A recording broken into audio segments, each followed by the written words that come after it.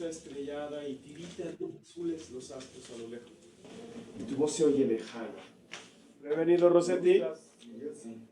Cámara 1. Grabando. Cámara 2. Grabando. Audio y video. Listo.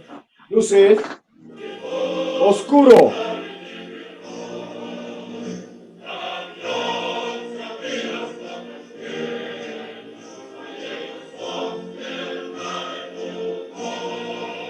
Cinco, 4, 3, 2, cámara. Un saludo a nuestros amigos de Teleteatro Libre, militante de la cultura en la red, una, ¿cómo decirlo?, célula provocadora de reflexiones. No tenemos ni dueño ni dinero. ¿Por qué no contamos con cortes comerciales? Estamos en contra de la publicidad, cómplice del consumismo, fuente de corrupción y la hermana privilegiada del capitalismo. Pero como no quiero ni asustarlos ni aburrirlos, terminamos ahí con la propaganda y pasamos a presentar al invitado de esta noche, el profesor Adam Leonard Iwiński. ¿Dije bien? Muy buenas tardes. Muy bien, buenas maestro. tardes, querido. Bueno, para mí buenas noches, ¿eh? Para mí buenas noches, que estoy en Italia. Y ustedes en León, pero perdonen, profesor, usted no es mexicano, es Iwiński. ¿Qué nombre es? Yo soy de origen polaco. ¿Sí? Es un apellido de origen eslavo. ¿Y hace cuántos años que vive en México? 36 años. 36. Sí, hace 36 años. ¿Me permites que me atrevo que seguramente tiene familia en México? Sí, ya. Porque ese es el enlace primero con que uno se casa con México. Primero con una mujer mexicana y luego con México. Profesor, me da mucho gusto, le agradezco que haya así aceptado de venir en este, ni sé cómo llamarlo, porque es un experimento.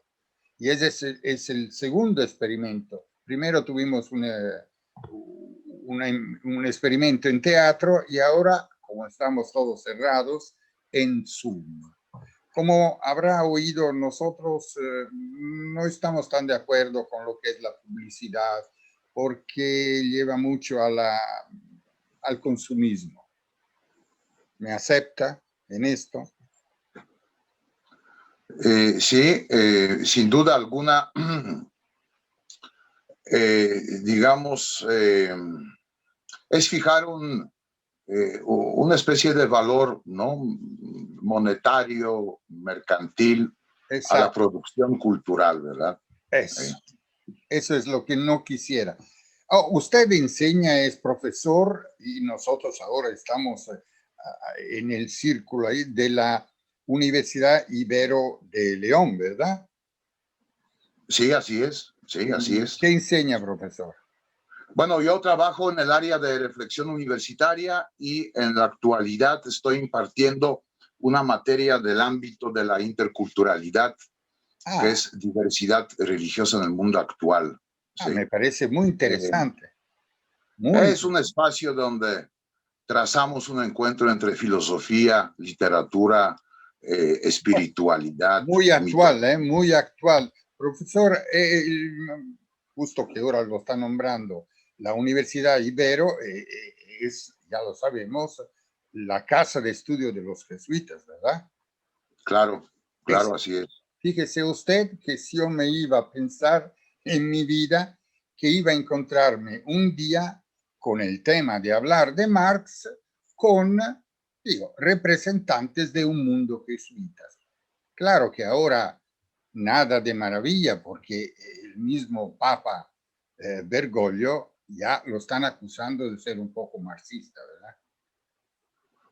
Bueno, efectivamente, pero los jesuitas tienen una tradición de coqueteo con el marxismo, ¿no? Baste que recordemos a Ignacio Ellacuría, quien pues muchas ocasiones ha sido considerado pues el guerrillero latinoamericano, ¿no? Sí. Quien se nutría mucho de la filosofía marxista, ¿no? También. que pero del no, análisis. mejor no gritarlo mucho del Papa que coquetea con marxismo, porque aquí le están haciendo al pobre una lucha muy fuerte adentro de la iglesia misma. Me imagino, sobre todo los sectores conservadores, ¿no?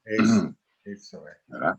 Sigue siendo Marx una especie de juguete para asustar, ¿verdad? A quienes, perdone que lo diga de esta manera, no hemos alcanzado la mayoría de edad, ¿no? Utilizando el término kantiano, ¿no? Me refiero a esto, ¿no? Claro. A Kant y su visión de la modernidad, ¿no? Exacto, exacto.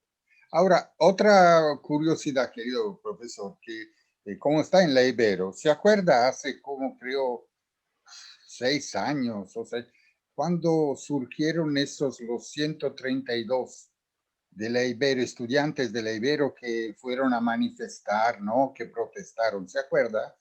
Que eran Sí, provocadores, así. hace 8 años, si mal no me acuerdo. Exacto. Y nosotros estábamos en teatro con esta, de Valdrá la Pena hablar de Marx, y vinieron un poco provocándonos con una pregunta desde el público, ¿qué? ¿Se tiene que ser comunista para hablar de Marx? Yo me quedé un poco interrumpido, ¿verdad?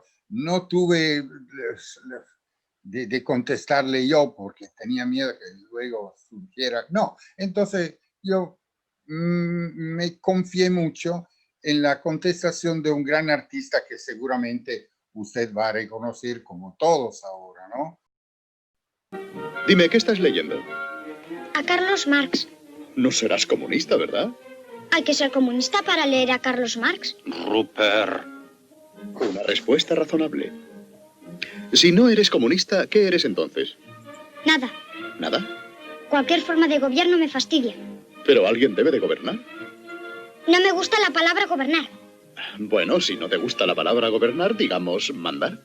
El mando en el gobierno significa poder político y el poder político es la forma más directa de oprimir al pueblo. Bueno, es un muchacho con educación, decimos, anarquista, pero entonces no se necesita. ¿Qué piensa usted? ¿Ser comunista para hablar de Marx? Definitivamente no, sí. Tampoco ser como, jesuita, pero no. Tampoco ser jesuita. bueno, es como platicamos en la otra ocasión, en la otra charla. No se necesita tener fe, ¿verdad?, para hablar de la religión, ¿verdad? Y creo que en este mismo caso no se necesita ser comunista para hablar de Marx, ¿verdad? Aunque de alguna manera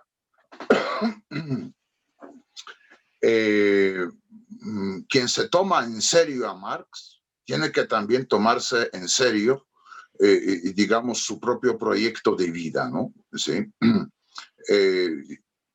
Si este proyecto realmente se compromete con alguna acción política, que puede llamarse en cierto sentido comunista o no, ¿verdad? ¿Sí? Ahí vamos con el otro tema, el miedo de la palabra comunismo, ¿no?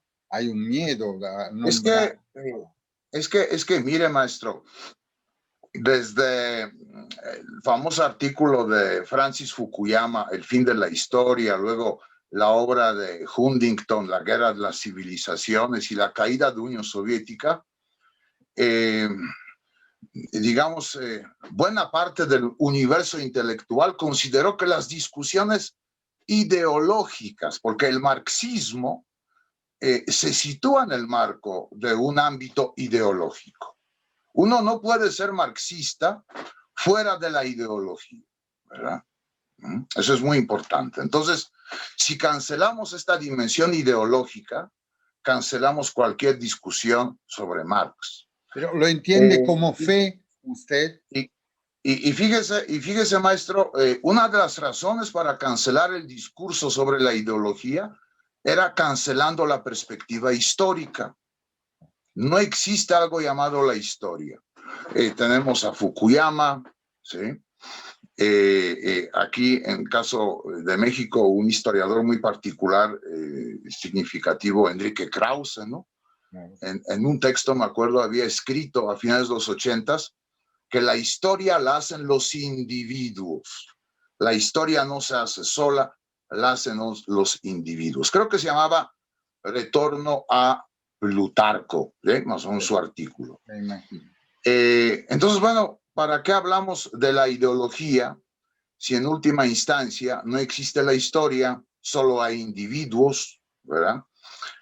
Solo hay biografías, ¿verdad?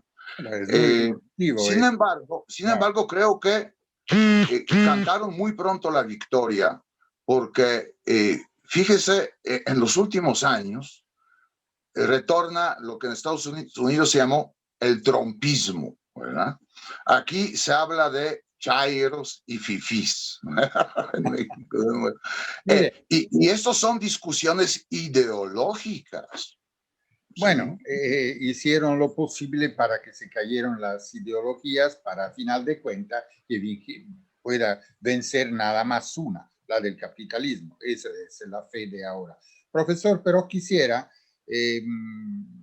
así contarle cómo salió esta idea de armar esta contaminación, decimos, ahora es tricontaminación, teatro, periodismo y ahora con Zoom también una novedad. Pero eso pasó porque hace unos años yo estaba en México, un actor me pidió, ¿por qué no armamos un texto sobre Marx? Yo me quedé un poco así, ¿no? Por cuestión, como dice usted, ideológicas, pero efectivamente traer a teatro textos de Marx, no, ¿cómo decir? No es que uno hace mucho dinero, por decirlo muy palabra. Pero lo hicimos, salió bien el experimento, ahora el pobre actor, pero quisiera seguir, pero no puede porque está encerrado en la casa por esta pandemia. Vamos a encontrar, a ver este actor cómo está desarrollando su situación y cuáles son sus expectativas, ¿no? José Alonso Sí. Galvez. ¿Qué tal, querido? ¿Te acuerdas cuando yo te presentaba al público en teatro? Había un aplauso, ¿eh? Merecido, merecido. El actor es José Alonso Galvez Torres. Si tú eres de izquierda, sigues estando de izquierda. Pues lo intento todo el tiempo, ¿no? No. ¿Lo intentas tú solo en tu casa o...? Ahora, como estamos uno de un lado, uno del otro, pero nos da gusto verte, siempre con la esperanza de que puedas regresar al teatro, ¿verdad? Físicamente. Pues sí. ¿Y qué quiere regresar con la pregunta si valdrá la pena hablar de Marx? Pues sí, digo, aunque se me hace una pregunta retórica. Te lo dije, Marx no llama la atención ni a los políticos, menos a los teatreros. No llama público, no es taquillero. Bueno, no, pero afortunadamente hay público. No, aclaramos. El público que está aquí hoy no es ni para mí, ni para ti, ni para Marx, sino polémicamente por el resto. Está bien, sea quien sea, por quien estén ustedes aquí, me da gusto que así sea. Se ve que ustedes no han hecho caso de esos idiotas que dicen que Marx ha muerto. Bueno, sí, está muerto y no lo está. Quiero decir, Marx como Marx está muerto, pero Marx como personaje que yo voy a interpretar no lo está. Rector, como diría Pirandello, el autor italiano, Marx en búsqueda de un actor, en este caso, para definir interesante. Exactamente. Entonces, ¿Marx está muerto o no lo está? ¿Está? No lo está. ¿Está? No lo está. Una probadita de dialéctica para ustedes. Provocador. He estado leyendo sus periódicos. Todos proclaman que mis ideas están muertas. No me extraña, porque eso vienen diciendo desde hace más de 100 años. ¿Ustedes no se han preguntado por qué se necesita declararme muerto tantas veces? Pero ya, basta. No aguanto más. Y es por eso que pedí permiso para volver. Y sí, me dio permiso. ¿Pediste permiso cómo? Pues sí. ¿A quién? ¿Cómo a quién? Si estoy muerto, a él. Adiós. Y no se crean que fue tan fácil que me lo diera, ¿eh? No, allá también hay que observar reglas. La burocracia. Puedes leer, mirar hacia abajo, hacia este mundo, pero no viajar. Por supuesto protesté. Para variar. Sí, pero me apoyaron. Sócrates, la vida sin viajar no vale la pena vivir, se les dijo. Gandhi ayunó. La madre Jones amenazó con organizar una huelga. Mark Twain salió en mi defensa. Buda soltó un ¿Y los demás? ¿Qué hicieron los demás?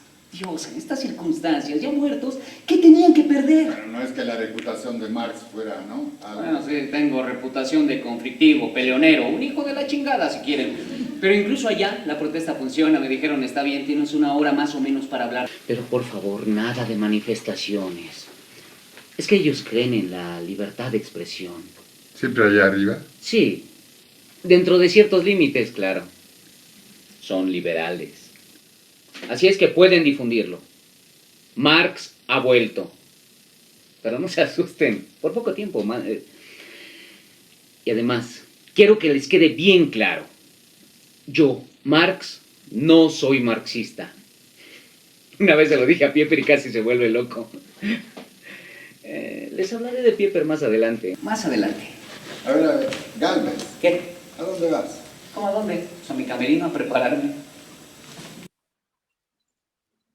Y así nuestro actor busca de estar en el personaje.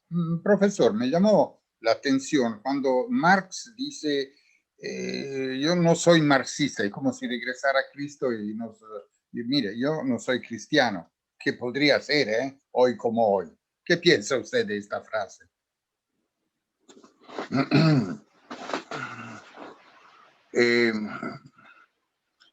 Aparentemente es una expresión netamente retórica, pero en el fondo resume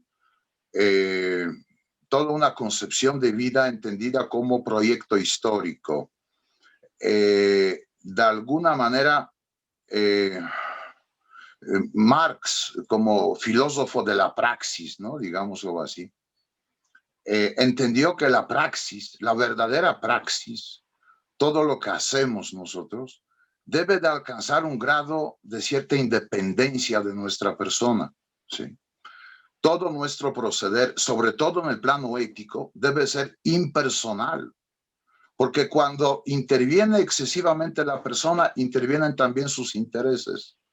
Sí, y me parece muy interesante cómo Marx, como persona, como ser humano de carne y hueso, se desliga completamente de su obra, otorgándole justamente con ello el grado de suficiente madurez. Defiende tú sola.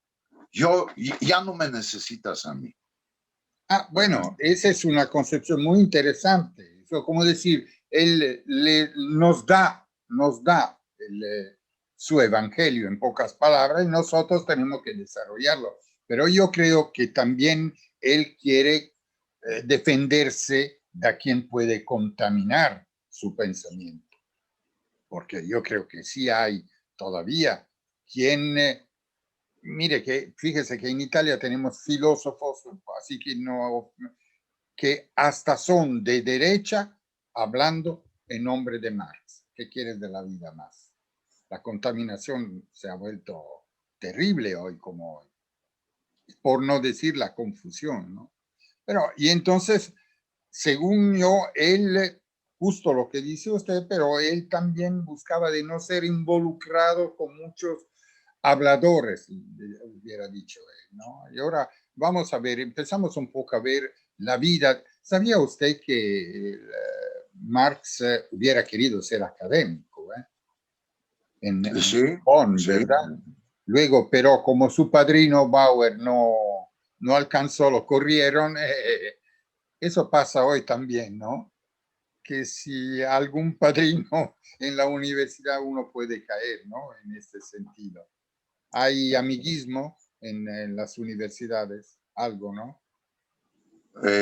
Pues, digamos, para ser congruente con el propio pensamiento marxista, ¿sí? La universidad, vaya, como cualquier otra institución Claro. social, está sujeta a la reproducción de la condición de la producción. O sea, maravilla, cómo sería lo en cubre, sentido... así cubrió todo. Reproducción.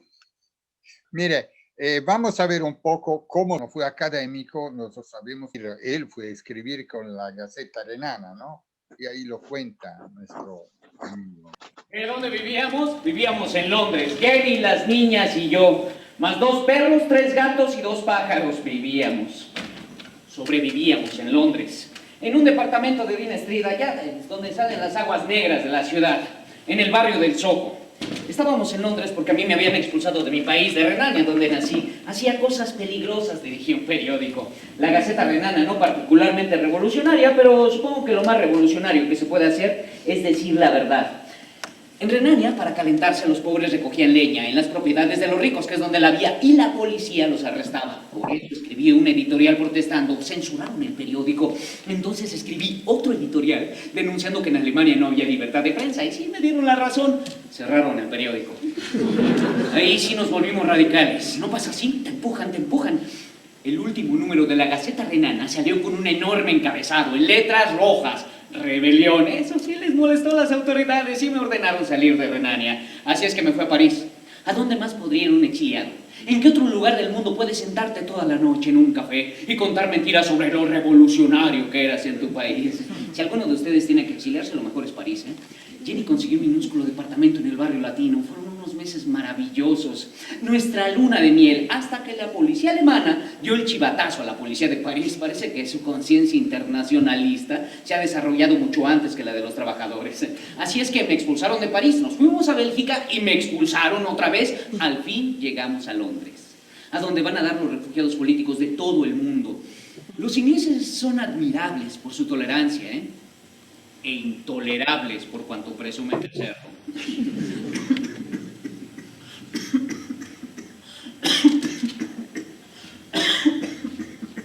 A ver,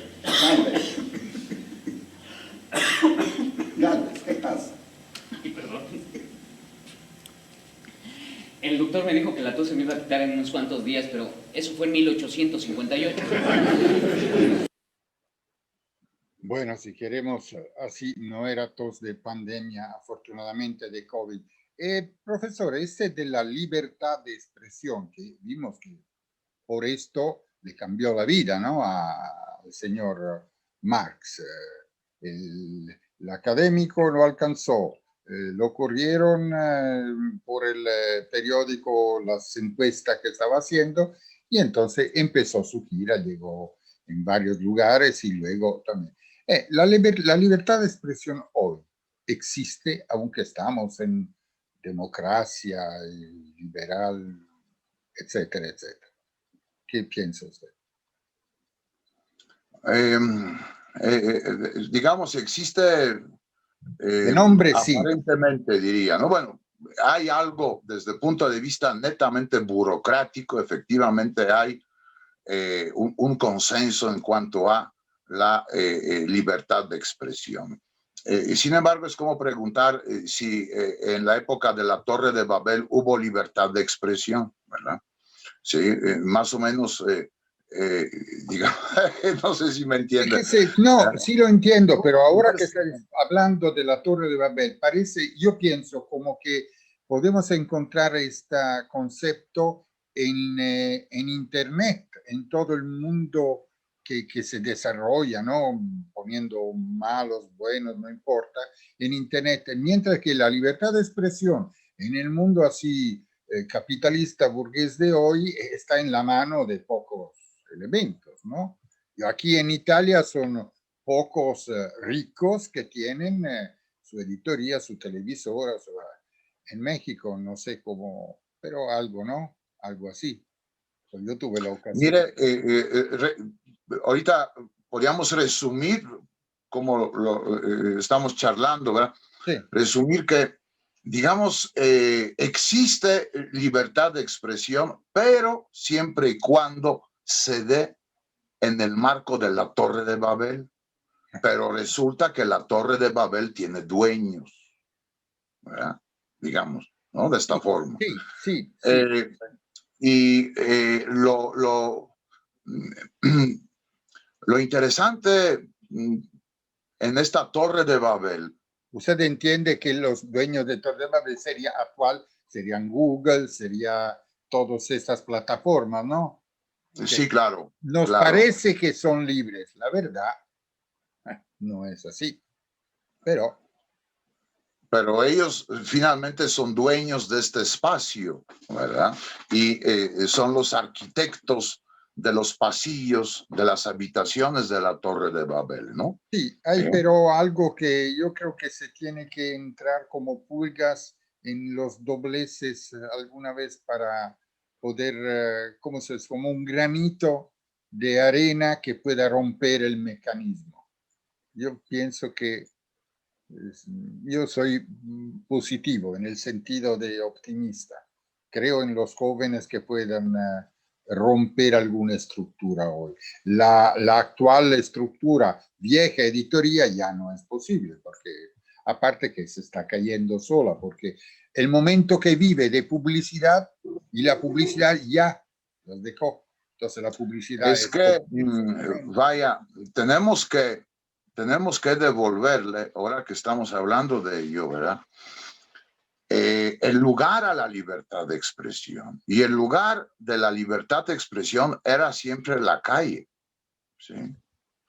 Entonces, yo, por ejemplo, he visto, particularmente en mi país de origen, en Polonia, cómo a raíz de movimientos muy, muy conservadores por parte del actual gobierno polaco, de manera inesperada, miles, pero miles de mujeres, y sobre todo jóvenes, salieron a la calle exigiendo sus derechos. Siento que de nada sirve esta libertad de expresión, digamos, de las grandes plataformas, ¿no? De estas torres de Babel. Hay que, digamos, llevarla de nuevo a su origen, que es la plaza pública. Claro, ¿sí? claro, me parece obvio. Vamos a ver otro. Yo me quedé con la curiosidad de conocer este Pieper que nos nombró Marx, ¿no? Este hablador. Les estaba hablando de Pieper. En Londres, los refugiados políticos de todo el mundo entraban y salían constantemente de nuestra casa. Pieper era uno de estos. Pieper, me caía mal. Era servil, adulador. No se separaba de mí más de medio metro para asegurarse que no pudiera evitarlo. Y todo el tiempo me hacía citas de mis escritos. Yo le decía, por favor, Pieper, no me hagas citas de mí mismo. Se atrevió a decirme, pensando que me agradaría, que iba a traducir El Capital al inglés. Él no decía una palabra en inglés sin hacer una carnicería. El inglés es un bello idioma. Es la lengua de Shakespeare. Si Shakespeare hubiera escuchado decir a Pieper una sola frase en inglés, se envenena. Y luego lo envenena él. Pero Jenny le tenía lástima. Era una especie de solidaridad de refugiado. Lo invitaba muchas noches a cenar con nosotros en familia. Y una noche llegó Pieper y me anunció: la fundación de la Sociedad Marxista de Londres. ¿Una sociedad marxista? ¿Y eso qué es? Nos reunimos una vez a la semana para discutir sus escritos. Los leemos en voz alta y analizamos frase por frase. Por eso nos llamamos marxistas, porque creemos enteramente y de todo corazón lo que usted ha escrito. ¿Enteramente? ¿Y de todo corazón? Sí, y será para nosotros un honor, Herr Dr. Marx, siempre me decía Herr Dr. Marx, que usted pudiera presidir nuestra próxima reunión de la Sociedad Marxista de Londres. No puedo. ¿Por qué? Porque yo no soy marxista. No es que me molestara su mal inglés. Era su forma de pensar. Era como un satélite girando alrededor de mis ideas y para simplificarlas y proyectarlas al mundo, pero distorsionadas. Además, defendía esa distorsión como un fanático, denunciando a todos aquellos que no las interpretaran igual que él. Una vez le dije a Jenny, ¿sabes lo que más me asusta? ¿Que la revolución de los trabajadores no llegue nunca? No, que la revolución sí va a llegar, pero encabezada por hombres como Pieper. Aduladores cuando no están en el poder, soberbios y arrogantes cuando lo tienen, dogmáticos. Hablarán ellos en lugar del proletariado, interpretando mis ideas para el mundo. Y organizarán un nuevo sacerdocio, una nueva jerarquía con excomuniones, listas negras, inquisiciones, pelotones de fusilamiento. Todo esto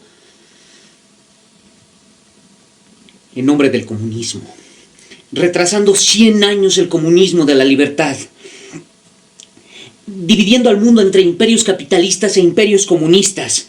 Ensuciará nuestro bello sueño y será necesaria otra revolución, quizá 2, 3 más para reencauzarlo.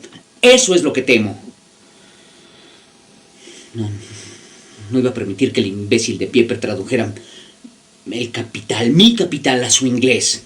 Representaba 15 años de mi trabajo, 15 años en las condiciones de vida del Soho. Estábamos hablando antes del comunismo y yo pienso, como decía usted, que más que ideología hay también el miedo a que se vuelva dogma, ¿no? Por eso que hay el peligro que hombres puedan tomar esto como un dogma. Eso es lo que decía Marx, ¿no? Es un poco defenderlo de lo que se puede decir comunismo, como los utopistas decían, Etienne Cabet, el concepto de comunismo y no de sovietismo, ¿no? Decimos en alguna forma. Sí, de alguna manera hay que distinguir, ¿verdad? Estos dos términos, ¿no? Una cosa es el sovietismo o la sovietización. Finalmente, bueno, una solución que el propio Marx, yo diría, si estuviera en aquellos ayeres, hubiera cancelado, ¿no? Porque pues era un régimen de la burocracia, ¿no? La sovietización. Y otra cosa es el pensamiento marxista, ¿sí? Sin duda alguna. Y pues ha habido innumerables críticas, y vaya, no se diga en la tradición italiana. Italia tiene una notabilísima tradición comunista.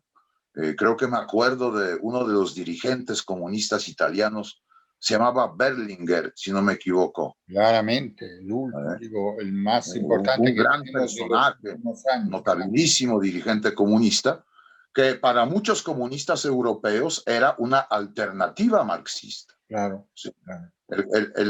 El marxismo italiano, precisamente, ¿no? Bueno, me da gusto que lo haya así, que haya venido a la mente esto.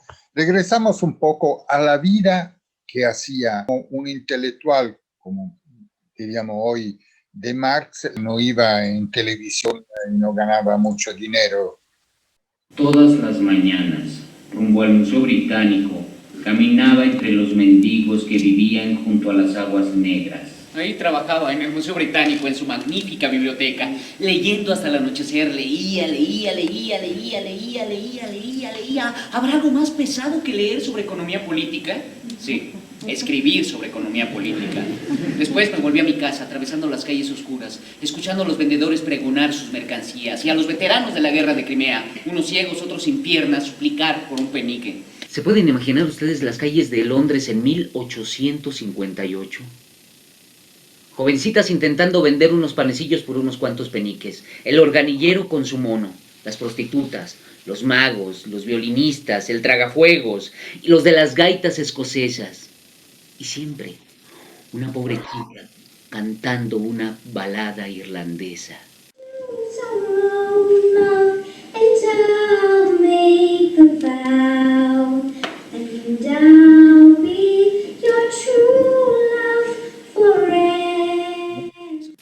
Eso es lo que veía y escuchaba todas las noches, caminando desde el Museo Británico hasta mi casa, bajo los faroles de gas que acababan de encenderse, entre el lodo y las aguas negras, el olor a pobre de Londres, hasta que llegaba a mi casa.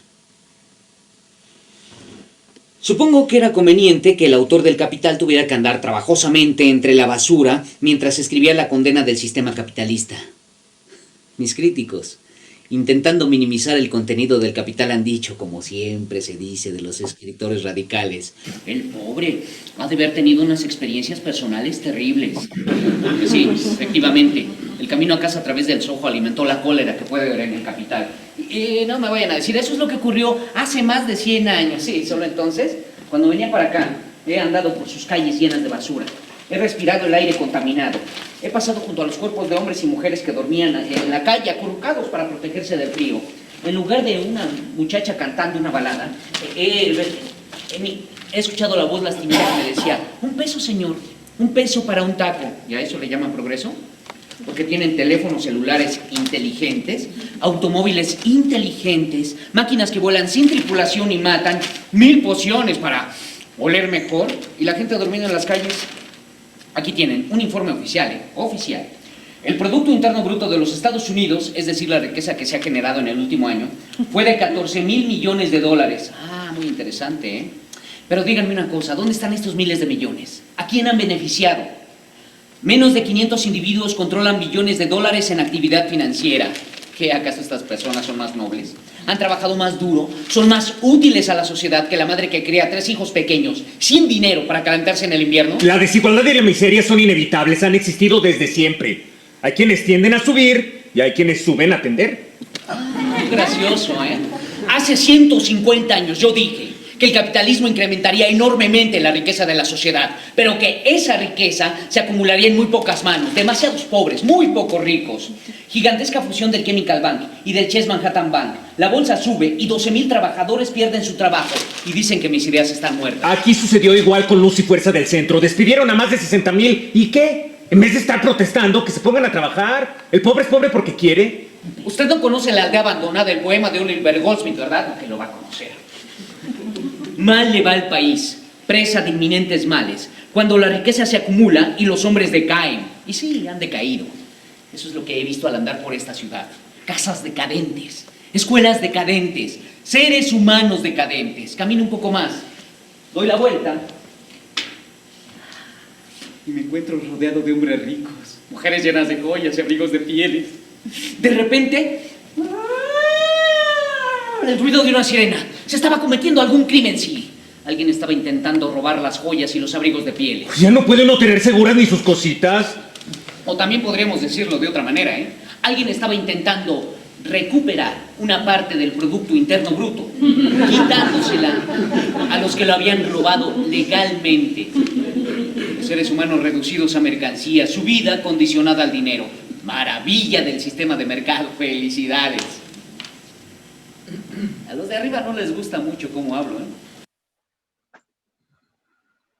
Eso es cuando le estaba diciendo de los intelectuales que hoy opinionistas van a la televisión y hablan para interpretar la pobreza, mientras que aquí hemos visto un hombre que la vive la pobreza y consecuentemente a lo que ve desarrolla su pensamiento. Yo pienso, ese es un poco el experimento que queremos hacer. Nosotros no somos ni profesores, ni teatreros y periodistas, que son dos formas de comunicación, entre comillas y sin comillas, populares. Eso es. Mientras que hoy tenemos intelectuales que nos dicen, ¿qué piensa usted de esto? Bueno, la propia palabra intelectual, ¿no? Ya es un término algo pretencioso, ¿no? Ya, digamos, en categorías marxistas, le asignaría de antemano pues un valor, ¿no? A su producción, ¿verdad? Que se entiende, tiene justamente eso, ¿no? Intelectual, ¿no? Estos intelectuales, ¿no? Mire, creo que la experiencia de la pobreza, ¿sí? Es una experiencia fundamental para adquirir una sensibilidad, no solo ante el mundo material, sino ante nosotros mismos, ante lo que somos, ante nuestra propia vocación inteligente, ¿no? ¿Sí?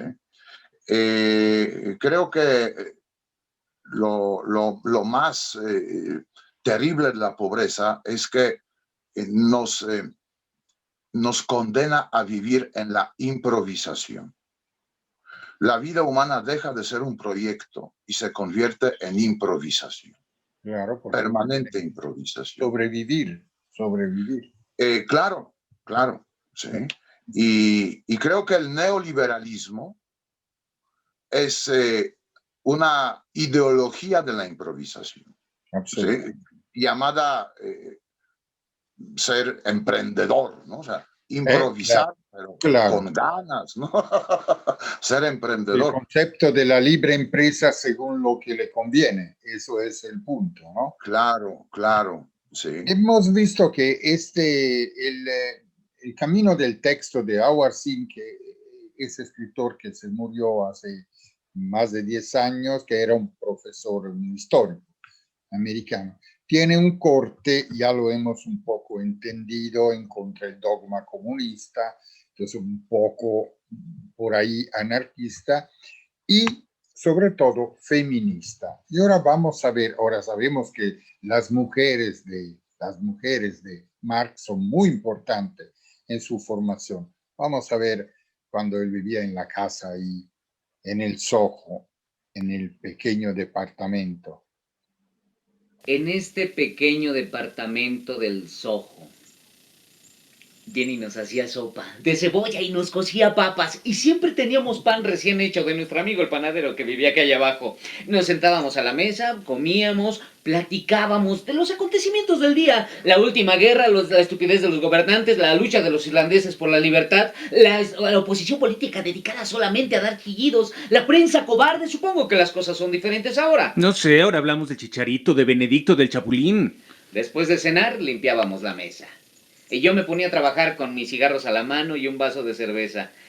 Sí, trabajaba hasta las 3 o 4 de la madrugada, con mis libros apilados a un lado y los informes parlamentarios al otro, y Jenny sentada al otro lado de la mesa transcribiendo. Mi letra era imposible, así es que ella tenía que reescribir cada una de mis palabras. ¿Se imaginan ustedes un acto más heroico? De vez en cuando había una crisis, ¿eh? No una crisis mundial, pero sí un libro había desaparecido. Un día eché de menos mi Ricardo. Jenny, ¿dónde está mi Ricardo? ¿Te refieres a los principios de economía política de David Ricardo? Creí que ya no lo necesitabas y lo llevé al monte. ¡Mi Ricardo! ¡Mi Ricardo al Monte de Piedad! Tranquilo, ¿no llevamos la semana pasada al monte el anillo que me regaló mi madre? Bueno, así estaban las cosas, lo empeñaba todo, sobre todo los regalos de la familia de Jenny. Cuando terminamos con los regalos, seguimos con nuestra ropa. Una Navidad, un invierno entero me la pasé sin mi abrigo. Cuando se publicó El Capital, claro que quisimos festejarlo, pero no teníamos ni para desempeñar los platos y los manteles para la cena. Entonces Engels tuvo que dar un dinero. Engels, un santo. Federico Engels. Es que no hay otra palabra para él. Santo. Cuando nos cortaban el agua y el gas, la casa se quedaba a oscuras y nuestro ánimo por los suelos. Entonces Engels pagaba las facturas. Su padre tenía unas fábricas en Manchester. Sí, el capitalismo nos salvó. Bueno, santo, pero no siempre entendía bien nuestras necesidades, ¿eh? Pobres, pero delicaditos. No teníamos ni para comer y Engels enviaba cajas de vino. Una Navidad, no teníamos el arbolito y Engels llegó con 6 botellas de champán. Y el arbolito, bien, gracias. Nos lo imaginamos. Hicimos un círculo a su alrededor y cantamos Feliz Navidad, Feliz Navidad. Sí, ya sé que mis amiguitos los revolucionarios estarán diciendo Marx, el ateo, con un árbol de Navidad. Sí, yo escribí que la religión es el opio del pueblo, pero nadie, ni siquiera mis amigos los revolucionarios, han leído el párrafo completo. La religión es el único momento que tiene el oprimido para respirar. Es como el opio, un alivio. No es una solución, pero de algo sirve para aliviarse. Y si hay alguien aquí que sabe de alivios, ese soy yo. Lo sé muy bien por mis forúnculos, fístulas, abscesos, barros, granos en el... No hay nada en el mundo más horrible que tener forúnculos en el culo.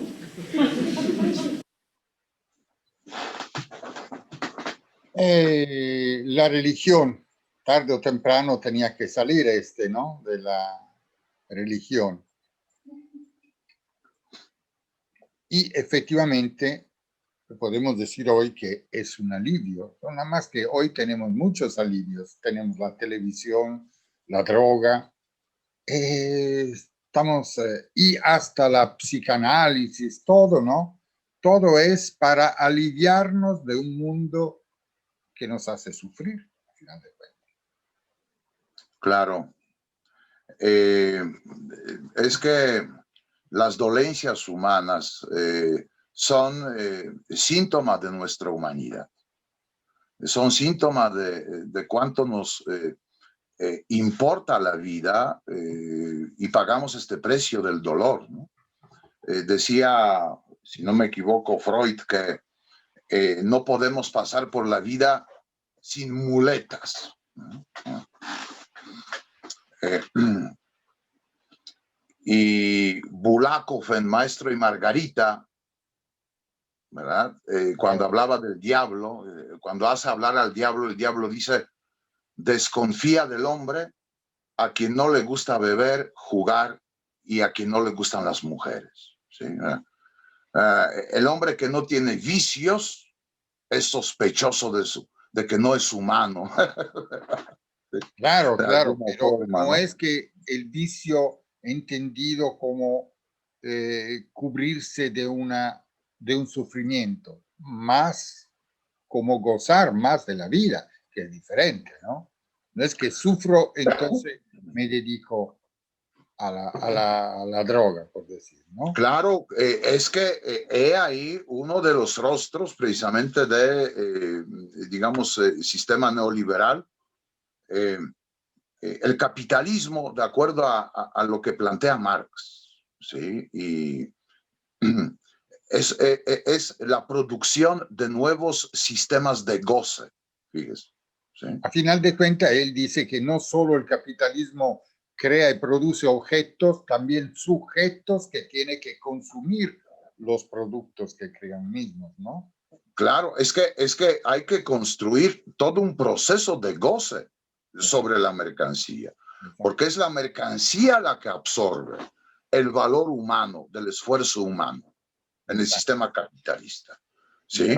La mercancía es este oscuro objeto del deseo, por lo tanto tiene que tener un contenido, ¿verdad? Que nos haga, cuyo uso nos haga gozar, ¿sí?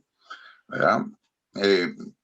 Y el capitalismo contemporáneo tiene precisamente mucho de esta tendencia, generar nuevas formas de goce. Ese es el miedo que yo le tengo a la juventud, que el capitalismo pueda obnubilar, cerrar ese es el miedo como persona. Claro, claro, y vaya, y yo creo que hay que tener miedo y con justa razón. ¿Cómo es que nosotros mismos nos convertimos en cómplice de un sistema que nos está vendiendo formas de goce? ¿Sí? Ahora, a propósito de jóvenes, vamos a ver la importancia que tienen a punto, sobre todo las hijas de Marx. Se supone que un padre no debería de tener consentidos entre sus hijos, pero es que Eleonor... Yo solía decirle a Jenny, Eleonor es una niña rara, ¿eh? ¿Y qué esperabas? ¿Que las hijas de Marx sean normales? Eleonor era la más chiquita, pero era la más brillante. ¿Se imaginan una revolucionaria de 8 años? Es la edad que ella tenía en 1863. Polonia se había rebelado en contra de la dominación rusa. Entonces Tusi, así le decíamos a Eleonor Tusi, escribió una carta a Engels hablándole de esos valientes camaradas polacos, como ella les llamaba. Al año siguiente, cuando tenía 9 años, escribió una carta a los Estados Unidos, a la atención del presidente Lincoln, dándole consejos de cómo ganar la guerra a los confederados. También fumaba y bebía vino. Todavía era una niña, vestía sus muñecas mientras se tomaba un vaso de vino. A los 10 años ya jugaba ajedrez conmigo, y no era fácil ganarle. A los 15 se enfureció de repente contra la ley que ordenaba descansar en el Día del Señor. No se permitía ninguna actividad en domingo. Entonces Tusi organizó la noche del domingo para el pueblo. En el Salón San Martín trajo músicos de todas partes que interpretaban a Händel, Mozart, Beethoven. 2,000 personas llenaban el Salón San Martín. Era ilegal, pero nadie fue arrestado. Así es que aprendieron, si tienen que violar la ley, háganlo junto a 2,000 personas. Y por favor, a Mozart, el brillo de sus mejillas apagaría las estrellas, Lo mismo que la luz del día apaga las antorchas. Yo leía Shakespeare, Esquilo, Dante en voz alta, y a Tusi le encantaba. Se aprendió de memoria Romeo y Julieta. Me insistía que le leyera una y otra vez las palabras de Romeo, de cuando conoce a Julieta por primera vez. Sus ojos celestiales brillan tanto en la noche que los pájaros comenzarán a cantar pensando que es de día. No era fácil vivir con Tusi, ¿eh? ¿Saben lo molesto que es tener una niña que encuentra defectos en tus pensamientos? Discutía conmigo sobre mis escritos. Por ejemplo, mi ensayo sobre la cuestión judía no era fácil de entenderlo. Bueno, lo comprendo. Pero Eleonor lo leyó e inmediatamente me desafió. ¿Por qué escogiste a los judíos como representantes del capitalismo? No son los únicos envenenados por el comercio y la codicia. No es que los he escogido, intenté explicarle. Simplemente los tomé como un ejemplo. Su respuesta. Se puso una estrella judía en el pecho y me anunció: yo también soy judía. ¿Qué podía decirle? Me cogí de oro. Ese gesto es muy judío. Ay, de veras que llegaba a ser realmente insoportable. Por ejemplo, sabía que mi padre se había convertido al cristianismo. No era muy cómodo ser judío en Alemania, si es que ha habido algún lugar cómodo en el mundo para ser judío. A mí me habían bautizado a los 8 años y esto a Tusi le intrigaba. Una vez me dice: Moro, a mí me decían Moro por mi piel un poco más oscura. Moro, sí, sé que estás bautizado, sí, pero antes fuiste circuncidado, ¿no? Nada le daba pena. Una vez junto a su estrella judía se puso un crucifijo, no por el cristianismo, sino en nombre de los rebeldes irlandeses que luchaban en contra de Inglaterra. Conoció la lucha de los irlandeses por Lizzie Burns. Lizzie Burns, la mujer de Engels. Sí, Lizzie. La obrera. Sí, Lizzie era una obrera. Apenas sabía leer. Engels, el santo, hablaba 9 idiomas. ¿Y cómo le decían? ¿Piensan ustedes que tenían dificultades para entenderse? No. Se amaban. ¿Así? Así. Se querían, se amaban. Lizzie era activista del movimiento irlandés y a Tusi le encantaba ir a visitarla. Las dos se sentaban en el suelo, cantaban canciones irlandesas. Bueno, bebían vino y cantaban canciones irlandesas hasta quedarse dormidas. Hubo una noche terrible. La noche en que el gobierno inglés colgó a 2 jóvenes irlandeses justo ahí en el sol, en medio de una multitud de borrachos exaltados. Esos ingleses tan educados, con su té a las 5 y sus ahorcamientos públicos. Sí, ya sé que ahora no cuelgan a la gente. Se limitan a inyectarles veneno en las venas, suministrarles gas letal o quemarlos con electricidad. Sí, es más civilizado. Colgaron a esos jóvenes irlandeses por desear la libertad de su tierra. Eleonor no dejaba que colgara. Yo le dije: tú, si no puedes involucrarte tan profundamente en los horrores del mundo, solo tienes 15 años. Esa es la cuestión, Moro. No tengo 12 ni 13, tengo 15 años.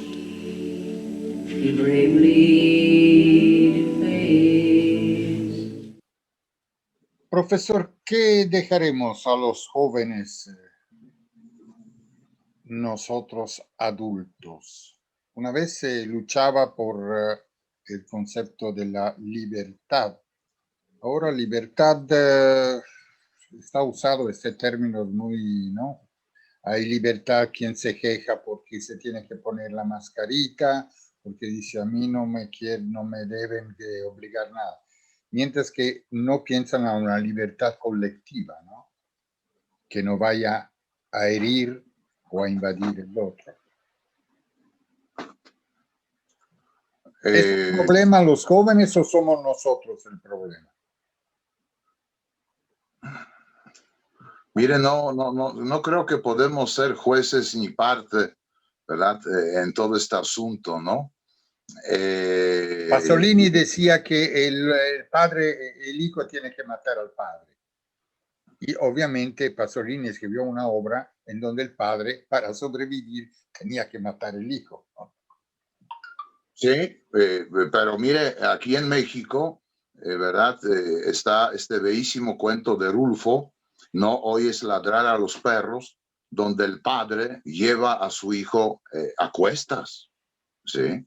Lo salva el padre anciano cargando a su propio hijo hacia pues un pueblo, ¿no? Un poblado, ¿no? Para que lo curen, ¿sí?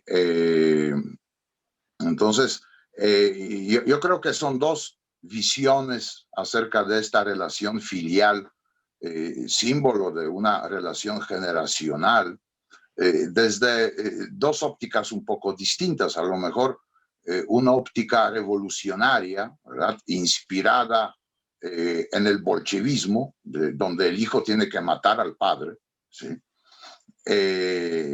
Y vaya que sí, ha habido este tipo de situaciones muy lamentables, ¿no? Uno puede recordar incluso el caso de un muchachito de 12 años en Unión Soviética llamado Pablito Morozov, ¿sí?, quien denunció a la policía secreta a sus propios padres, ¿no? Era considerado por el régimen soviético el héroe, ¿verdad?, a seguir para las nuevas juventudes, ¿no?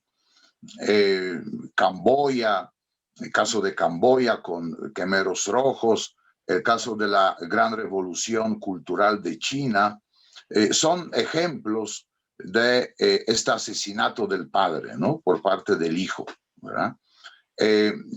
Sin embargo, podríamos hablar de otro tipo de revolución, una revolución donde el padre redime al hijo. Sí. Ustedes así, con mucha buena esperanza. Y yo creo que nos van a maldecir porque le hemos dejado una forma de vivir enajenante. A eso me refiero. Eso es. Y seguimos con eso de la joven Tutsi, como se llamaba, porque de ahí salen otras cosas interesantes.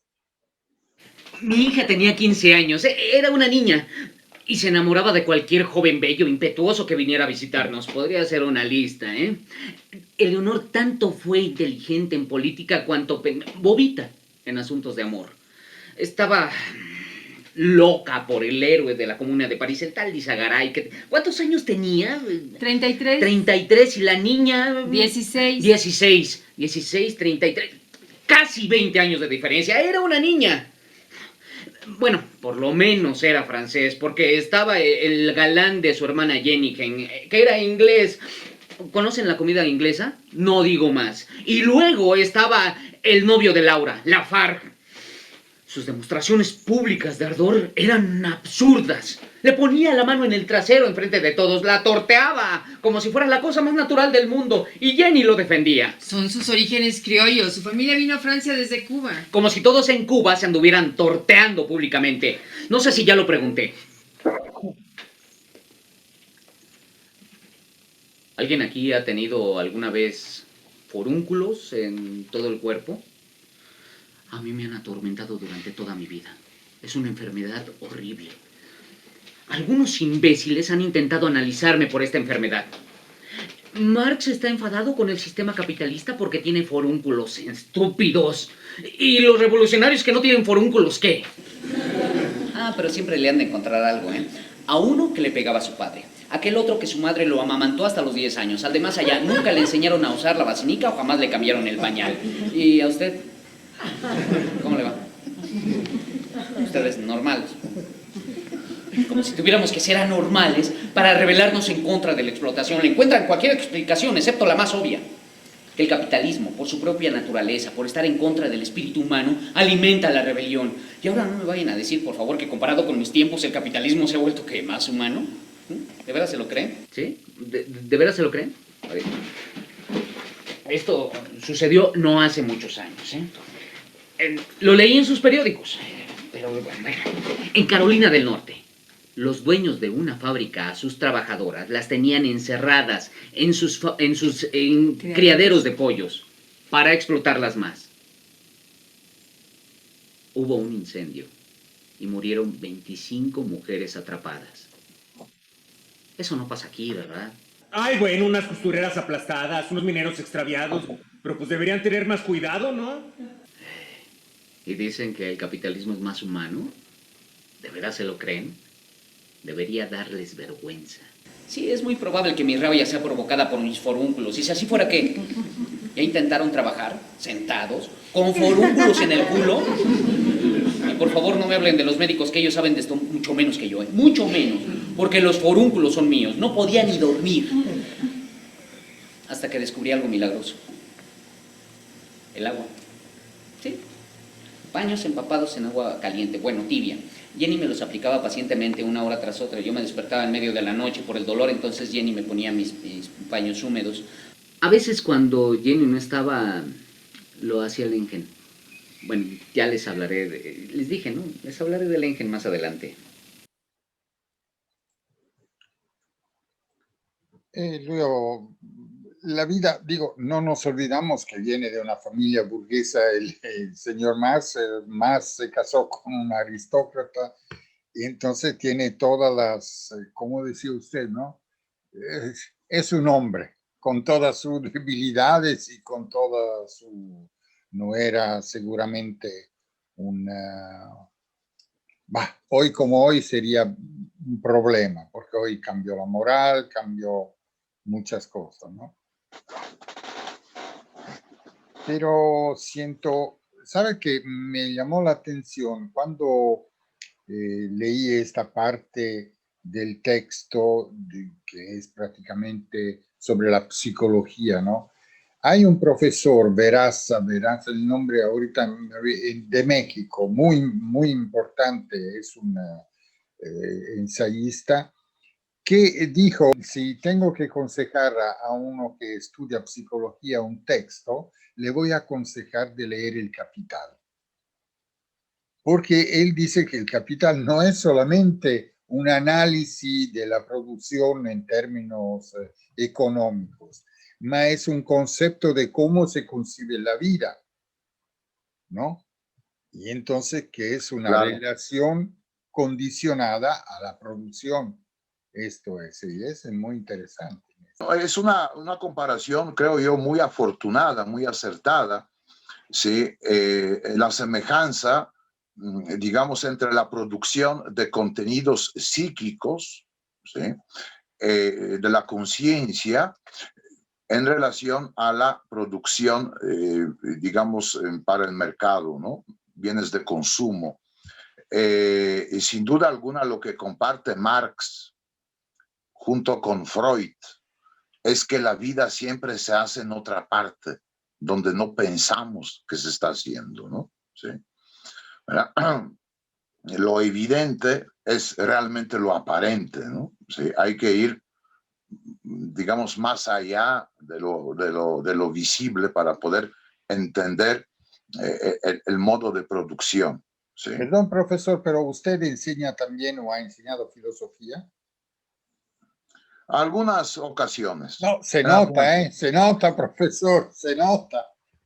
Es importante lo que está diciendo, aunque usted le da otra llave en términos del pensamiento filosófico, me parece obvio, ¿no? Esto. Seguimos a entender quién era Lengen. Ah, sí, Lengen. Vivíamos en el barrio del Soho, en absoluta pobreza, y a la madre de Jenny, mi suegra, ¿qué se le ocurre? Enviarnos una criada para que cuidara a las hijas. Esa criada era Lengen. Teníamos hasta los muebles empeñados. No comíamos, pero eso sí, teníamos una criada. Esas cosas pasan cuando emparentas con la aristocracia. Los varones de von Westphalen. Tu familia política no te envía el dinero que necesitas, pero sí te envían finas mantelerías, cubiertos de plata, una criada. Hasta eso que no es tan mala idea, ¿eh? Lo de la criada. Siempre puede agarrar las finas mantelerías, los cubiertos de plata, llevarlos al Monte de Piedad y traer algún dinero. Lengen lo hizo muchas veces. Recuerdo que una vez ya la iban a arrestar porque pensaron que se lo estaba robando. Entonces fui yo, intercedí por ella y me arrestaron a mí toda la noche. En realidad, Lengen nunca fue tratada como una criada. Las niñas la adoraban. Jenny la quería muchísimo. No sé, tanto, bueno, que su presencia creó una gran tensión entre Jenny y yo. No sé por qué. Recuerdo que una vez Jenny me salió con que... ¿Esta mañana te he visto mirando a Lengen? ¿Mirando qué quieres decir? En la forma en que un hombre mira a una mujer. Eso quiero decir. ¡Ya no empieces con eso! Era una de estas conversaciones que no puede ir a ningún lado. Jenny no toleraba ni siquiera que me quejara por el lodo de la calle. Imagínate cómo me siento yo cuando leo El Capital y no me quejo. Así me decía. Era mi crítica más severa, despiadada. ¿Honesta? ¿Hay algo más ofensivo que una crítica honesta? El capital la inquietaba en realidad. Me preocupa que desde el principio aburras a la gente con tu discusión sobre la mercancía, valor de uso, valor de cambio. El libro es demasiado largo, detallado, pesado. ¿Pesado? Imagínense, el capital pesado. Lo mismo me dijo el sindicalista Peter Fox cuando le regalé el libro. Me siento como un hombre al que le han dado un elefante. Precisamente, es un elefante.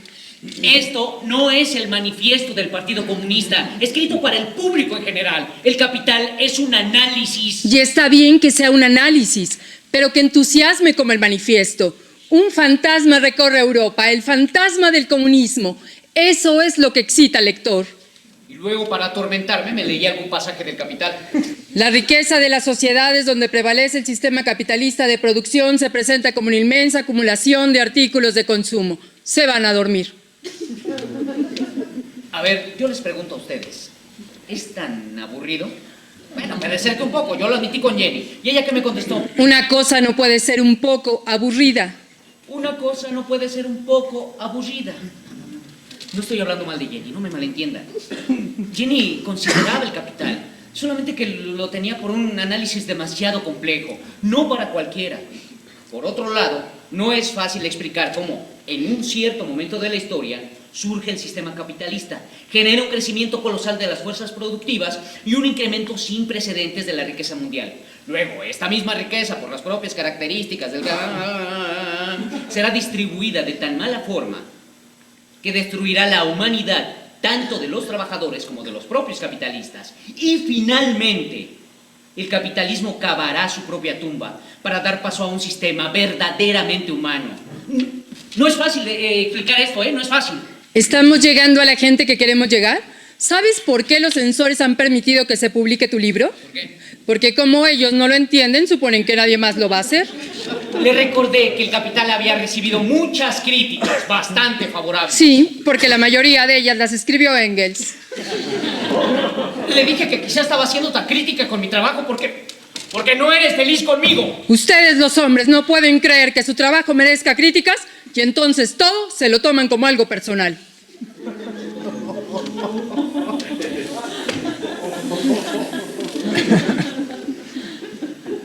Jenny estaba pasando por un mal momento.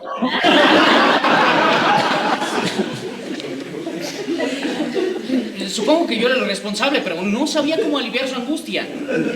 Entiéndanme. Pónganse en mi lugar. Cuando Jenny y yo nos enamoramos, yo tenía 17 años y ella 21. Era maravillosa. Con su cabello negro, sus ojos verdes y su familia. Por una razón, no sé por qué razón les gusté, eran aristócratas, los varones de von Westphalen.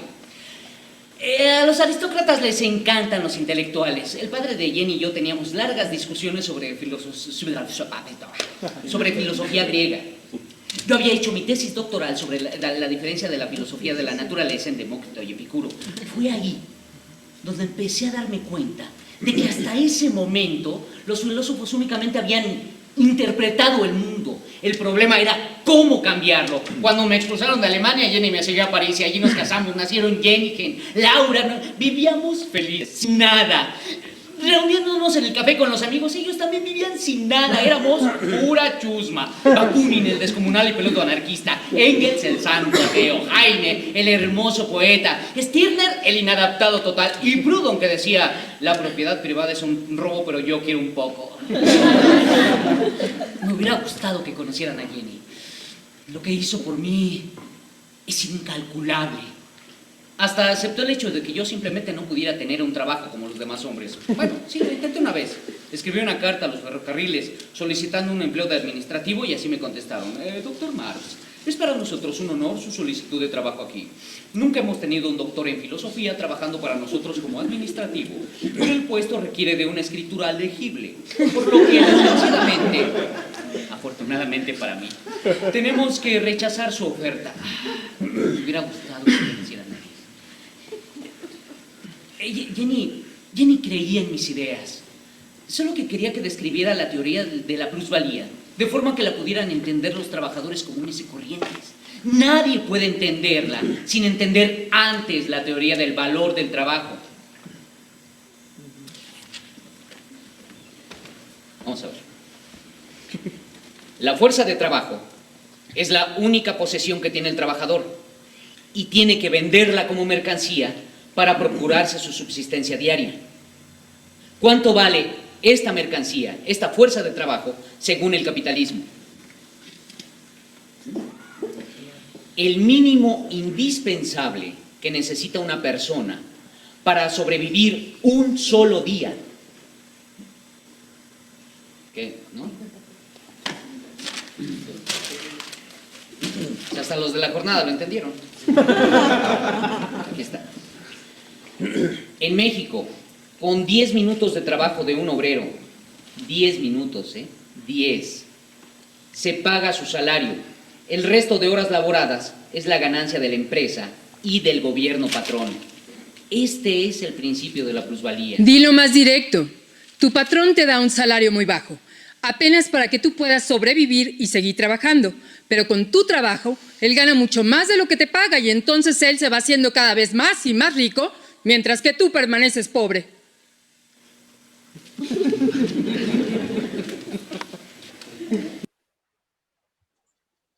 Parece todo tan sencillo, ¿no? ¿Y cómo es que una comunidad, hoy dicen que las clases son desaparecidas, no lo creo, pero no se dan cuenta de ser explotadas? Mire, creo que no. Creo que uno de los grandes problemas del, digamos, movimientos marxistas el día de hoy, pues es la desaparición o la atomización de la clase trabajadora, ¿no? La desaparición del proletariado, ¿no?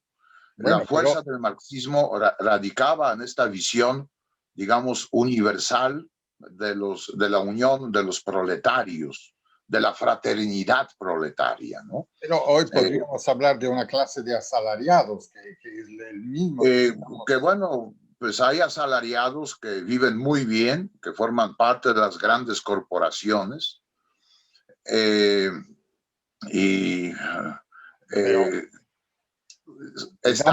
damos un techo, hay salariados, yo no estoy hablando de los grandes, pero empezamos de los maestros, de los profesores, no creo que vivan así en el lujo, no, eso no creo, propio. No, mire, aquí estamos de acuerdo, ¿verdad? De que, digamos, la riqueza que genera el trabajo, obviamente no es la misma, no la recibe el trabajador en la misma proporción que la crea, sino justamente en una pequeña proporción, ¿no? Ahí estamos todos, creo yo, de acuerdo, ¿no? Cómo funciona el mercado. En cuanto al análisis, el problema, creo yo, con el marxismo es que ha perdido su tono profético, ¿sí? Escuchando ahorita esta parte de la obra, cuando el actor habla acerca de, digamos, esta fuerza que tenía el manifiesto comunista, creo yo porque realmente lograba conectar con las profundas esperanzas de lo que se llamaba la clase trabajadora, ¿no? En aquel entonces. El día de hoy, la clase trabajadora se ha atomizado, por lo menos de esto se ha encargado el propio sistema. Claro, eso es. Entonces usted pero dice que más que un análisis hoy se necesitaría otra emoción, la emotividad, porque si el análisis no sirve para tomar conciencia, ¿cómo se mueve? Eso es.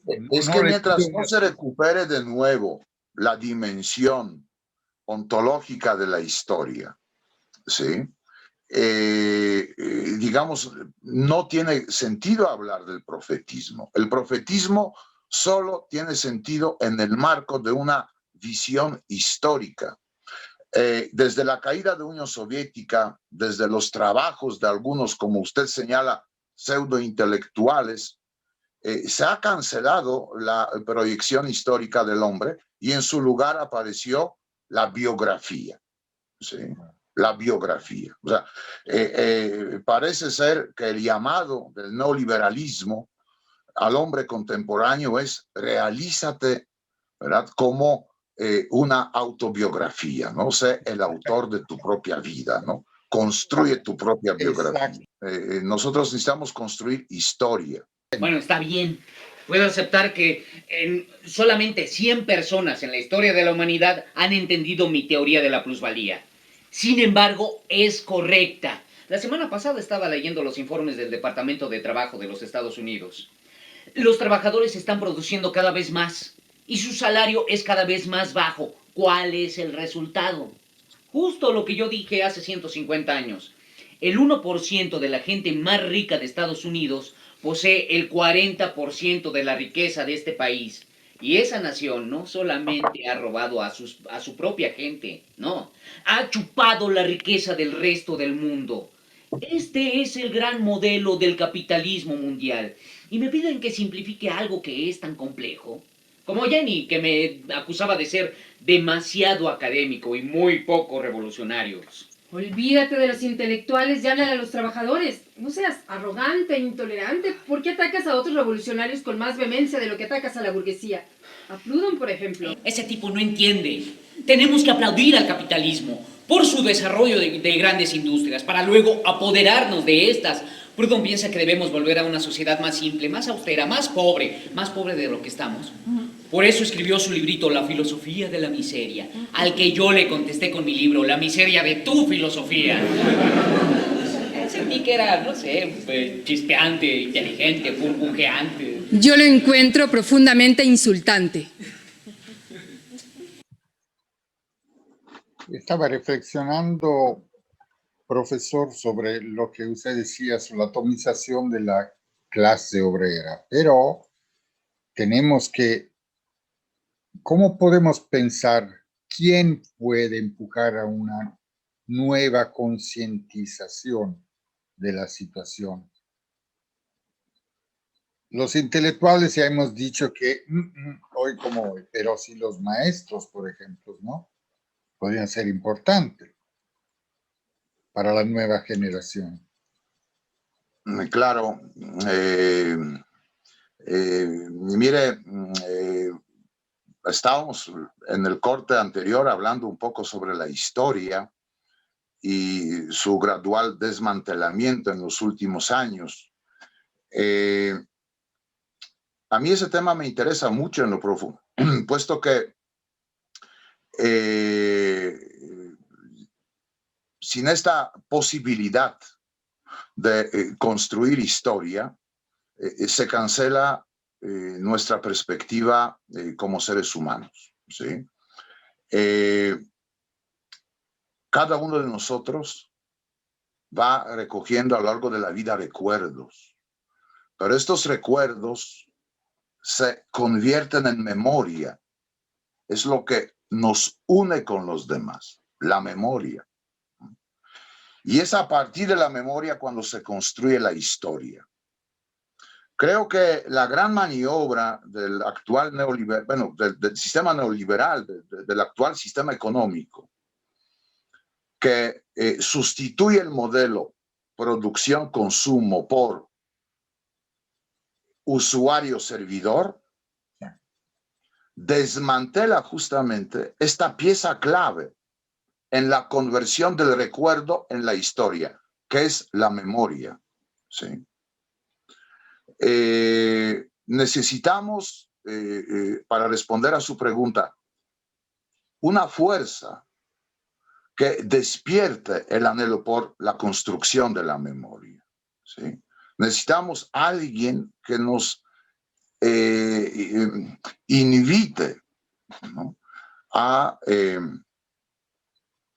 elaborar una memoria común a partir de los recuerdos. Y creo yo que es ahí donde justamente entra esta fuerza revitalizante de la historia. Yo creo Sin embargo, para responder a su pregunta, no sé quién puede ser este factor de esperanza, de la iluminación, de cambio. No lo sé. Hay una pequeña luz, según yo. Jenny Marx. Madame Jenny Marx, baronesa de von Westphalen. Era ella quien... Era una persona mucho mejor que yo.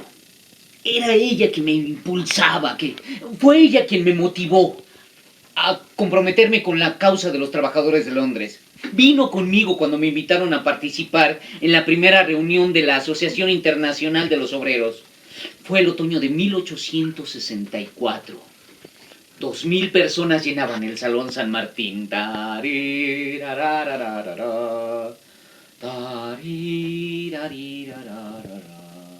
Los trabajadores de todos los países deben unirse en contra de las políticas exteriores criminales que malgastan en guerras la sangre y la riqueza de nuestros pueblos. Debemos combatir más allá de las fronteras nacionales para reivindicar las leyes sencillas de la moral y de la justicia en los asuntos internacionales.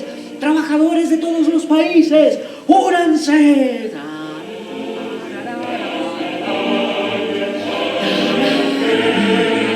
Esto sí le entusiasmaba a Jenny, esto sí le emocionaba. Era ella el verdadero sostén de nuestra familia. Aunque tuviéramos el agua y el gas cortados, nunca se cansaba de reivindicar la emancipación de la mujer. Decía que la vitalidad de la mujer estaba siendo socavada al tener que quedarse en la casa, surciendo calcetines y cocinando. Por eso se negaba a permanecer en la casa.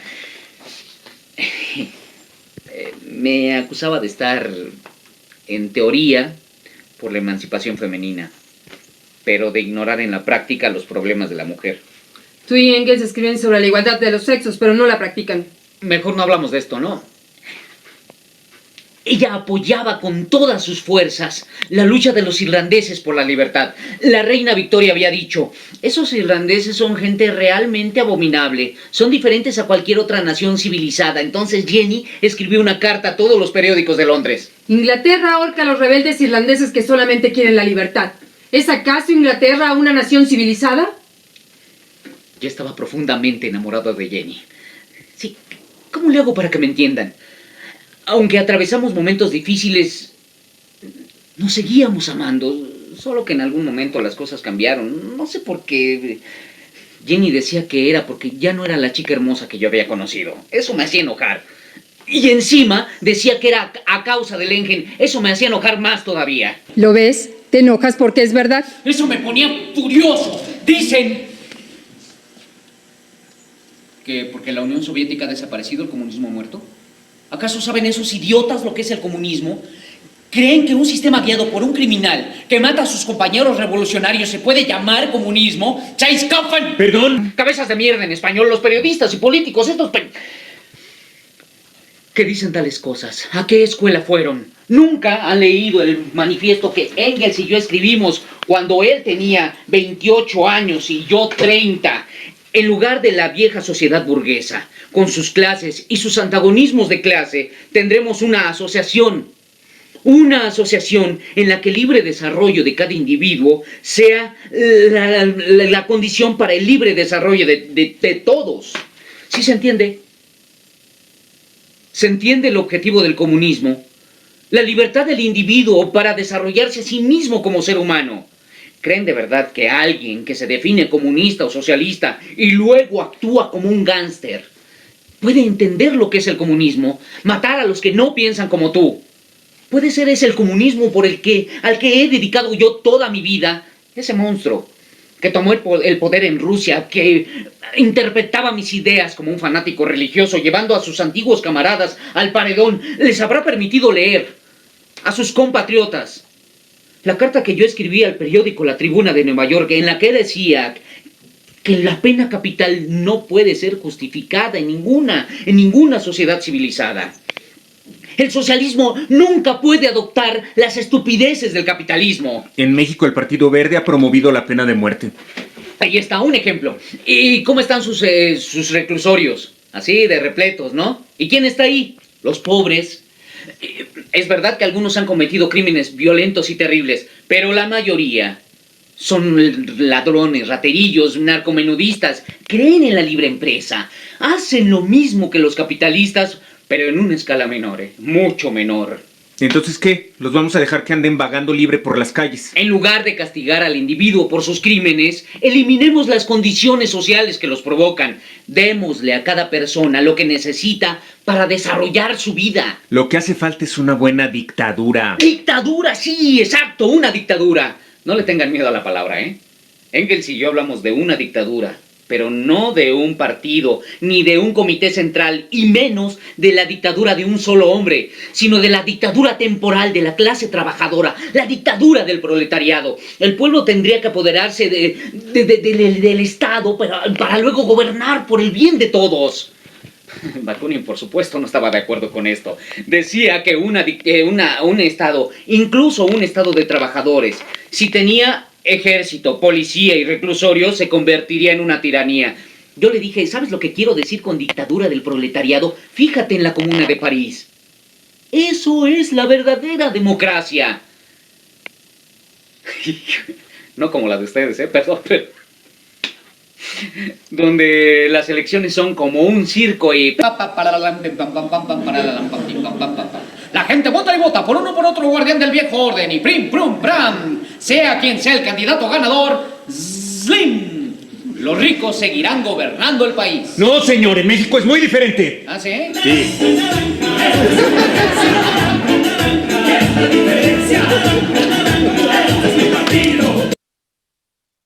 Hemos tomado un poco a la ligera eso. Me estaba reflexionando sobre esto, quería contestarle. ¿Quién nos puede dar una señal, un futuro?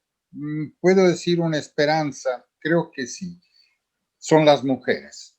Son las mujeres que, combatiendo y luchando, aunque con exageraciones, aunque a veces equivocándose, con errores, lo que sea, pero tienen una reivindicación de un concepto antipatriarcal que yo creo que va a determinar algo. No puedo decirle, ni puedo saberlo yo qué, pero siento que hay algo que se está moviendo fuera. ¿Qué dice? Lo veo que sonríe. ¿Está de acuerdo? No, es que lo escuchaba así como... apasionado. Con ciertas resonancias de una muy noble tradición espiritual medieval. Me refiero aquí a la tradición del amor cortés, ¿verdad? Que consideraba que la mujer, la dama, ¿verdad?, es el factor transformador del hombre. Bueno, todo el culto mariano, vaya, tiene su origen ahí. Pero no es arcádico lo que yo digo. Estoy haciendo una analogía, vaya, ¿no? Claro, la figura de una mujer como, digamos, el factor de transformación, de cambio. De hecho, ahorita que estaba escuchando la obra al actor cuando hablaba a Marx, vaya, claro, interpretando, hablando de Marx, hablando de Jenny, y cómo trabajaban juntos y toda la vida cotidiana, justamente lo tenía presente, ¿no? El aspecto femenino como el aspecto que transmuta, que cambia, que nos acerca a la realidad, ¿no? O bien hace la realidad, digamos, mucho más cercana a nosotros, ¿no? Sin duda alguna, hay movimientos, yo siento, ¿verdad?, feministas muy importantes, ¿no?, que plantean toda una reivindicación, porque hasta en Marx, por lo menos tal como hablaba hace un momento, logré identificar ciertas notas de un autoritarismo un tanto masculino, ¿no? A ver, ¿dónde está mi David Ricardo, no? Claramente. ¿No? Por eso. Tú eres una fuerza productiva, ¿no? Absolutamente. ¿Sí? Absolutamente. Entonces, yo siento que él, en su ámbito privado, ¿no?, trataba a las mujeres como, pues, un patrón, trata a sus empleados. Es un concepto, ¿no?, machista, un concepto patriarcal, que es esto que yo creo que es un nudo que hoy puede determinar algo Si no nos consideramos vencidos o que el capitalismo ha triunfado, el pensamiento único ya, vamos a morir así. Yo sí, ma espero que no la juventud. Esto es. Últimas palabras, nos acercamos a un final de sí. ¿Qué? ¿El capitalismo ha triunfado? ¿Por qué? Porque la bolsa ha subido hasta las nubes y los accionistas son ahora más ricos que antes. Sí, triunfado. En cuanto a la cuarta parte de los niños de Estados Unidos vive en la miseria y cuando anualmente 40,000 de ellos muere antes de cumplir un año, triunfado. En la ciudad de Nueva York, desde antes del amanecer, hay una cola de 100,000 personas esperando por solo 2,000 puestos de trabajo. Triunfado. ¿Qué va a pasar con los otros 98,000 rechazados? Pues claro, por eso ustedes están construyendo más reclusorios y entonces el capitalismo ha triunfado. ¿Pero sobre quién? Tienen maravillas tecnológicas, han enviado hombres a la estratosfera, pero ¿qué pasa con los que se quedan aquí abajo? ¿Por qué se lanzan a las drogas, al alcohol, viven asustados, tienen estrés, neurosis, gastritis, colitis y... ¿Por qué se enloquecen y matan? No lo digo yo, están sus periódicos, ahí es donde lo debes. Sus políticos están que no caben en sí de orgullo. Dicen que el mundo se mueve hacia el sistema de la libre empresa. ¿Están ciegos o no quieren ver? No conocen el sistema de la libre empresa. Cuando el gobierno no hace nada por los pobres y lo hace todo por los ricos, ¿por qué carajos creen que escribí El Capital sino porque veía las miserias del capitalismo y de su sistema de libre empresa? En Inglaterra ponían a los niños a trabajar en los complejos textiles porque sus deditos eran más adecuados para manejar los usos. En Estados Unidos las niñas iban a trabajar a las fábricas de Massachusetts a los 10 años y morían a los 25. Las ciudades son hoyos negros de vicio y de pobreza. Eso es el capitalismo de aquel entonces y el capitalismo de ahora. Esta es la realidad en que estamos. Yo le doy un sentido que algo de revolución pueda surgir de la mujer. Y luego los jóvenes porque es su tarea. Muchas veces la historia no nos da consejos buenos. Bueno, aquí no se trata de que si la historia nos da consejos buenos o no. Se trata de atreverse a hacer la historia, ¿verdad? Y yo creo que... digamos, para ser marxista el día de hoy, hay que atreverse a superar los riesgos. En una de estas pausas hemos hablado acerca de los jóvenes, quienes ya andamos por el otoño de nuestra vida. Hemos querido proteger nuestros hijos de un mundo cada vez más repleto de riesgos y les enseñamos a cómo prevenir estos riesgos, cómo evitar los riesgos. Sin embargo, en todo eso creo que se nos olvidó que el precio que uno paga por su propio ejercicio de su propia libertad es siempre implica un riesgo. ¿Sí? Totalmente de acuerdo. Entonces, mientras no esclarecemos y por otro lado rompamos este temor a los riesgos, las consecuencias de nuestra libertad, el futuro no tiene sentido, ¿no? Sí. Profesor, antes de ser marxista, estará de acuerdo que sí valdrá la pena que hablamos de Marx. Claro que sí, claro, sin duda alguna. A menos que una duda, es la última pregunta que yo le quiero hacer a nuestro actor que hace Marx. Marx, una pregunta. ¿No le habrá pasado alguna vez en la cabeza la duda, que podría haberse equivocado? Sí, me equivoqué. No lo hubiera pensado que el capitalismo fuera tan ingenioso para sobrevivir. No imaginé que habría medicamentos para mantener vivo este sistema enfermo. Exacerban el patriotismo de la gente con chicharitos y México, México, ra, ra, ra, para que olvide su miseria. Hacen guerras en Siria, Libia, Afganistán para solucionar sus crisis económicas. Hay fanáticos religiosos, pare de sufrir, prometiendo a las masas que Jesús va a volver. Créanme, yo lo conozco.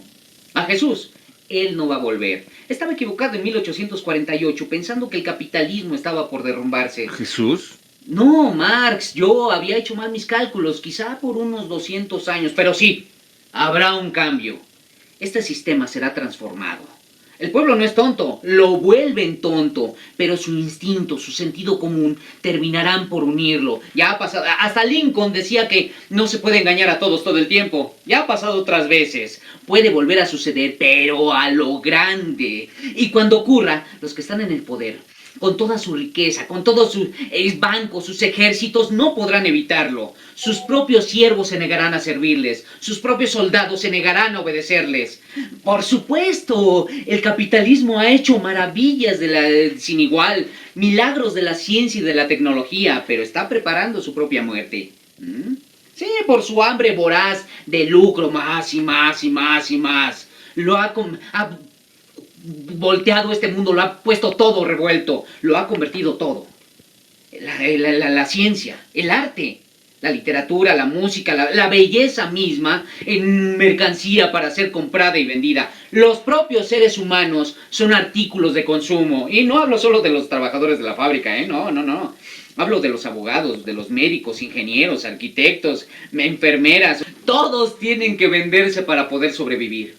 ¿Y qué va a pasar cuando se den cuenta de que son todos trabajadores y que tienen un solo enemigo común? ¿Qué va a pasar? ¿Se unirán? Harán satisfacer sus necesidades, y no solo en su propio país, sino en todo el mundo. El capitalismo no ha inventado la globalización, el libre comercio. ¡Aprovechenlo! Que les salga el tiro por la culata. Provoquen una cultura mundial en contra del propio capitalismo. Que la tortilla se vuelva, que los pobres coman pan y los ricos mierda. Algo bueno tiene que salir de todo esto.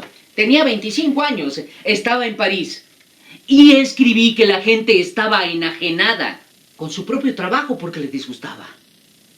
Estaban enajenados con la naturaleza porque entre más máquinas había, el ruido, el mal olor, lo que llaman el progreso, le invadía su vida. Estaban enajenados con sus semejantes porque luchaban todos contra todos para sobrevivir. Estaban enajenados consigo mismos porque vivían una vida que no era la suya. Pensaban que una vida bella era posible solamente en los sueños, en la fantasía. Pero esto no tiene por qué ser así. Tienen que moverse. ¿Suena demasiado radical para ustedes? Tomen en cuenta que ser radical significa tomar un problema desde la raíz. Y la raíz, en este caso, somos nosotros, ¿no? Les tengo una propuesta. Imagínense que tienen furúnculos en todo el cuerpo. Que al sentarse les da un dolor tan agudo que tienen que levantarse, tienen que actuar. ¡Actúen! No quieren hablar más del capitalismo ni del socialismo. Bueno, aprovechen la riqueza de la tierra, apodérense de lo que necesitan: agua, aire, árboles, hierba. Legalícenla. Casas agradables donde vivir, unas horas de trabajo y más horas de ocio. No se pregunten quién lo merece. Todos los seres humanos lo merecen, ¿sí? ¿Ya me puedo ir? Es que mi tiempo ya se acabó. Espero que no se hayan aburrido ni siquiera un poco. Bueno, si así fue... Imagínense que fue como una segunda venida. ¿La primera de quién fue? La de Cristo, ¿no? Es que Cristo ahora no pudo y me mandó a mí, a Marx. Y Marx no debió de morir, ay, de morir. Y Marx no debió de morir, ay, de morir.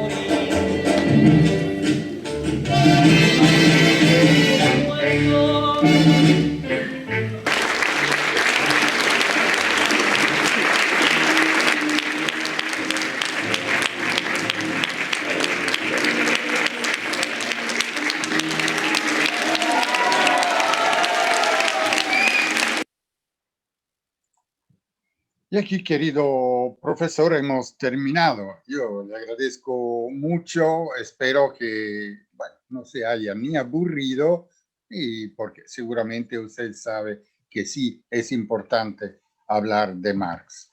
Y ojalá podamos un día, pasando la pandemia, encontrarnos en serio, ¿no? Con un tequila. ¿Qué parece? ¿Qué le parece? Muy bien, yo en lo particular pensé con un riquísimo café italiano. Perfecto, yo le entrego el café. Un excelente tiempo con usted. Le agradezco mucho de verdad la invitación también a los muchachos.